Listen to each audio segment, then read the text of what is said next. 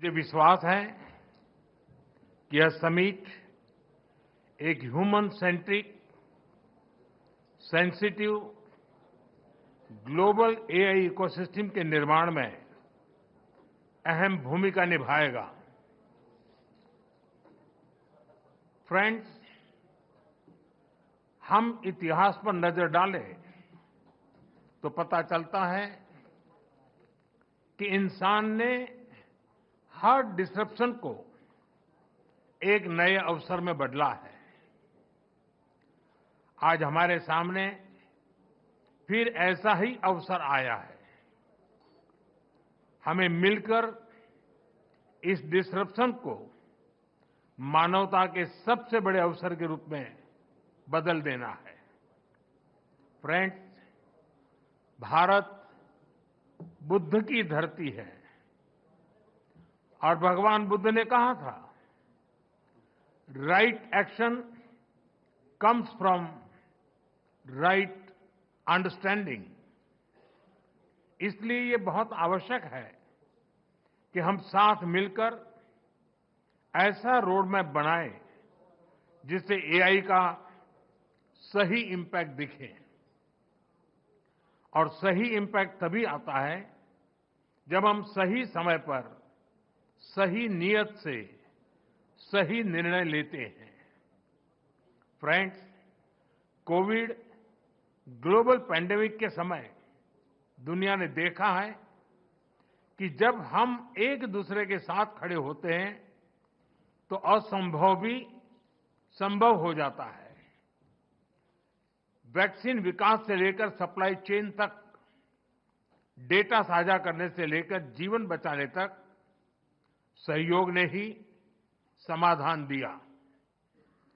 Technology कैसे मानवता की सेवा का माध्यम बन सकता है, ये हमने भारत में कोविड काल में देखा है।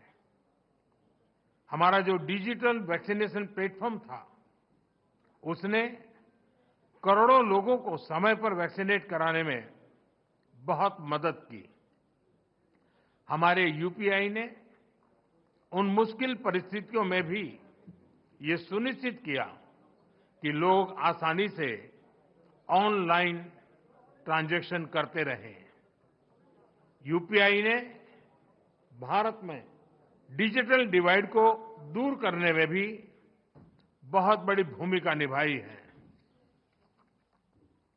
बीते वर्षों में भारत ने एक वाइब्रेंट डिजिटल पब्लिक इंफ्रास्ट्रक्चर बनाया है। हम इसे दुनिया के साथ भी शेयर कर रहे हैं, क्योंकि हमारे लिए टेक्नोलॉजी पावर का नहीं बल्कि सेवा का माध्यम है।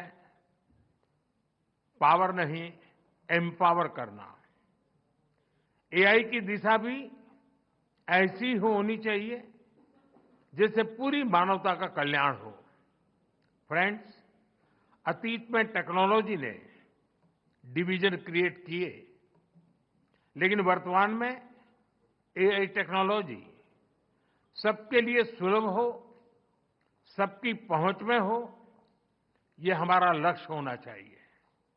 इसलिए आज जब हम एआई के फ्यूचर पर चर्चा कर रहे हैं तो हमें ग्लोबल साउथ की आकांक्षाओं और प्राथमिकताओं को भी एआई गवर्नेंस के केंद्र में रखना होगा। एक्सेलेंसी, युग चाहे कोई भी रहा हो, एथिक्स हमेशा ही चर्चा के केंद्र में रहा है। अंतर बस इतना आया है कि पहले अनएथिकल बिहेवियर का दायरा बहुत छोटा होता था, लेकिन एआई में इसका दायरा असीमित है, अनलिमिटेड है। इसलिए एआई के लिए हमें एथिकल बिहेवियर और नॉर्म्स का दायरा भी असीमित बनाना होगा। एआई कंपनियों के सामने बहुत बड़ी जिम्मेदारी है। प्रॉफिट के साथ साथ पर्पज पर भी फोकस हो, ऐसे एथिकल कमिटमेंट की बहुत आवश्यकता है। व्यक्तिगत स्तर पर एआई हमारी लर्निंग, इंटेलिजेंस और इमोशंस को प्रभावित कर रही है। एक्सेलेंसी, एआई के एथिकल उपयोग के लिए मेरे 3 सुझाव हैं।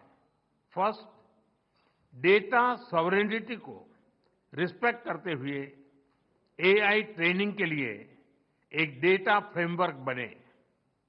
जैसे एआई में कहा जाता है, गार्बेज इन, गार्बेज आउट।